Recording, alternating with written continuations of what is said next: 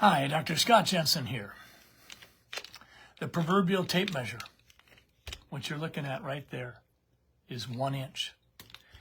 The old axiom goes, give them an inch and they'll take a mile. Well, that's Tony Fauci in a nutshell. Recently, there was an article in the Wall Street Journal on January 11th, 2024, by the editorial board. The title of it is, Anthony Fauci Fesses Up. They talk about the 6-foot distancing, masks, vaccine mandates, and lockdowns. And it's clear from this article, this editorial, that the Wall Street Journal editorial board is fed up with Tony Fauci. I'm not going to paraphrase. I'm just going to read their exact verbiage that the Wall Street Journal put in this article. Now that Tony Fauci has left government, he is finally speaking at least some of the truth about government policies and COVID. For instance, the 6 feet rule for social distancing sort of just appeared without a solid scientific basis. That's one of the admissions that members of Congress say the former NIH potentate made this week. Goes on to say, it's nice of Dr. Fauci to acknowledge now that the rule lacked a scientific basis. So that's the 6-foot social distance. Then the Wall Street Journal goes on to say this. Dr. Fauci had already undermined public trust by confessing that his advice not to wear a mask early in the pandemic, was guided by political expedience. Did you get that? Not scientific data, not even observational scientific studies, not randomized, double-blinded studies, but by political expedience. He confessed that. The Wall Street Journal reports it. So that's the masks. Then we go, Dr. Fauci also told the House of Representatives that vaccine mandates, quote, could increase vaccine hesitancy in the future. Yes, it may, as we warned when President Biden imposed his vaccine mandates. The we warned is the Wall Street Journal speaking. As we warned when President Biden imposed his vaccine mandates. Do you remember that?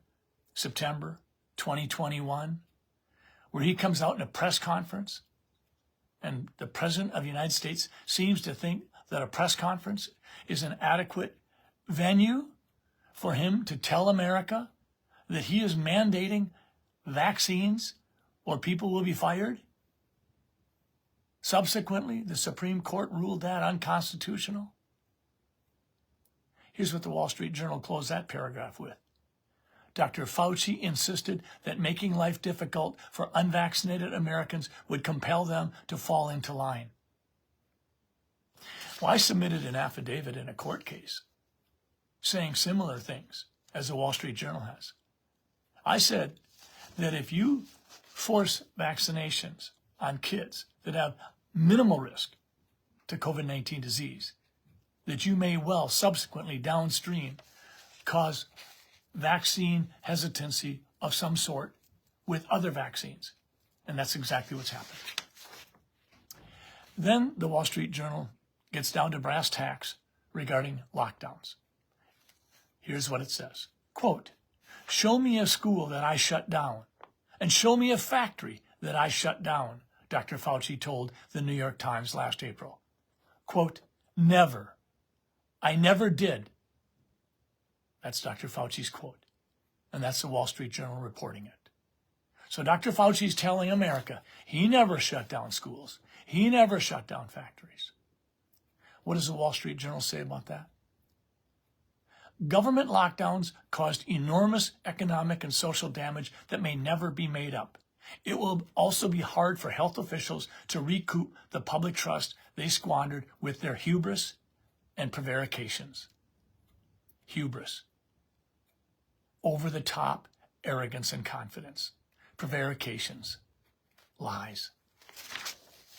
So the Wall Street Journal, in a very brief article, speaks to the issue of Tony Fauci's comments regarding 6-foot social distance rule, which wasn't based on data, just sort of appeared. They speak to the issue of Tony Fauci and his hypocrisy regarding masks. They speak to the vaccine mandates and the fact that Tony Fauci bears some responsibility for vaccine hesitancy regarding other vaccines. And the Wall Street Journal speaks to the issue of lockdowns, as Tony Fauci vociferously claims that he never locked down schools or businesses. Even the Wall Street Journal is fed up. And so am I. And I suspect so are you. Have a good day.